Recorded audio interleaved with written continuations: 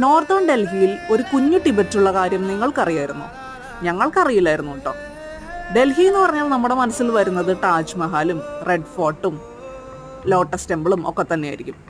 പക്ഷെ ഇതൊന്നും അല്ലാത്തൊരു ഡൽഹിയുണ്ട്, ഒരു കുഞ്ഞു ടിബറ്റൻ ഡൽഹി. 1960 ദലൈലാമയുടെ കൂടെ ടിബറ്റൻ റെഫ്യൂജീസ് ഇങ്ങോട്ട് വന്നപ്പോൾ അവർ സെറ്റിൽ ചെയ്ത സ്ഥലമായിരുന്നത്. മിക്കവാറും ആൾക്കാർ തിരിച്ചു പോയെങ്കിലും ഇപ്പോഴും ഇതൊരു ടിബറ്റൻ കോളനിയായി തന്നെ നിലകൊള്ളുന്നു.